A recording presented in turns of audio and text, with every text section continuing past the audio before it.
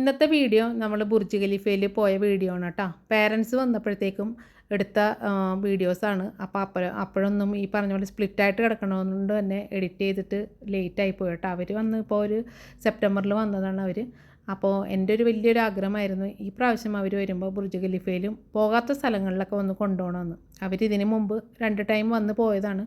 പക്ഷേ ഈ പറഞ്ഞ പോലെ നമുക്ക് അധികം അങ്ങോട്ട് എക്സ്പ്ലോർ ചെയ്യാൻ പറ്റിയിട്ടുണ്ടായിരുന്നില്ല. ഈ പ്രാവശ്യം അതങ്ങോട്ട് എല്ലാം സാധിച്ചു കൊടുത്തു കേട്ടോ.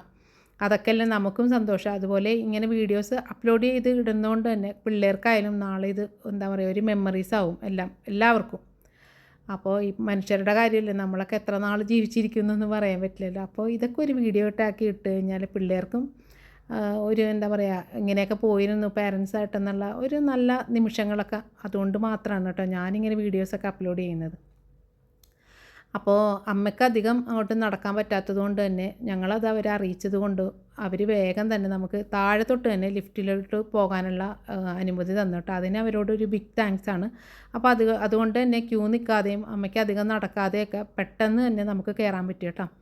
അപ്പോൾ നമ്മൾ 125 നമ്മൾ ബുർജ് ഖലീഫയിൽ കയറി അവിടെയൊക്കെ കണ്ടു കഴിഞ്ഞപ്പോഴത്തേക്കും ഇറങ്ങുന്ന സമയത്ത് വേറൊരു ആളുണ്ടായിരുന്നു കേട്ടോ. വേറൊരു എന്താ പറയുക ഹോട്ടലിൽ പോകാനുള്ള ഒരു ക്ലയൻറ്റ്സ് ഉണ്ടായിരുന്നു. അപ്പോൾ അവർക്ക് 148 എന്തോ പോകണമായിരുന്നു. അപ്പോൾ അങ്ങനെ നമുക്ക് ബുർജ് ഖലീഫയുടെ 148 നില വരെ നമുക്ക് കയറാനായിട്ട് സാധിച്ചു കേട്ടോ. അതൊക്കെ എന്താ പറയുക ഒരു സന്തോഷവും എക്സൈറ്റ്മെൻറ്റുമാണ്. കാരണം നമുക്ക് ബുർജ് ഖലീഫയിൽ അത്രയും നിലകളിലൊക്കെ കയറി പോകാനായിട്ടുള്ള ഒരു എന്താ പറയുക ഒരു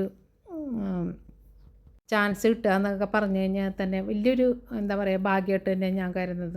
അതുപോലെ ഈ ദുബായ് പോലെയുള്ള സ്ഥലങ്ങളിലൊക്കെ വന്ന് നമുക്ക് ഇങ്ങനെ ജോലി ചെയ്യാനും ജീവിക്കാനും ഒക്കെ എന്താ പറയുക ദൈവാനുഗ്രഹം തന്നെയാണെന്നേ ഞാൻ പറയുള്ളൂ കേട്ടോ.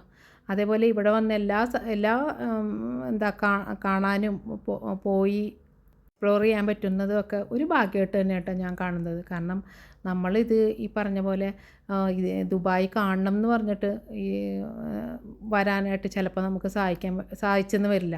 അപ്പോൾ ഇങ്ങനെയൊക്കെ ജോലിയും കാര്യങ്ങളൊക്കെ ഉള്ളതുകൊണ്ട് തന്നെ നമുക്കിങ്ങനെയൊക്കെ എക്സ്പ്ലോർ ചെയ്യാൻ പറ്റി. അപ്പോൾ അതുമാത്രമല്ല എൻ്റെ പാരൻസിനെ ഇവിടെ കൊണ്ടുവന്ന് കാണിക്കാനും ഒക്കെ സാധിച്ചത് തന്നെ വലിയൊരു എന്താ പറയുക ഭയങ്കര ഒരു ഭാഗ്യമായിട്ട് തന്നെ കേട്ടോ എന്നെ സംബന്ധിച്ചോളം ഞാൻ കാണുന്നത്.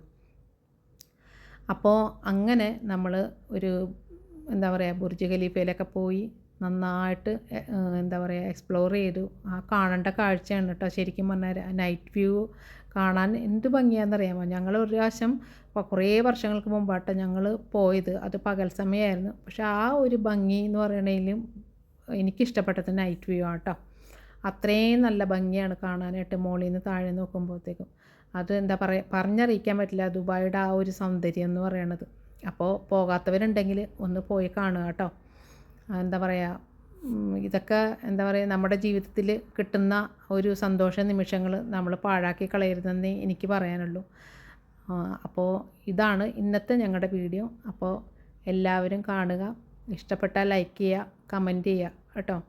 അപ്പോൾ ഇനി അടുത്ത വീഡിയോയിൽ കാണാം. അതുവരേക്കും ബൈ ബൈ. അപ്പോൾ ഇവരൊക്കെയാണ് കേട്ടോ ഇതിൻ്റെ പിന്നിലുള്ള ആൾക്കാർ ബുർജ് ഖലീഫയുടെ.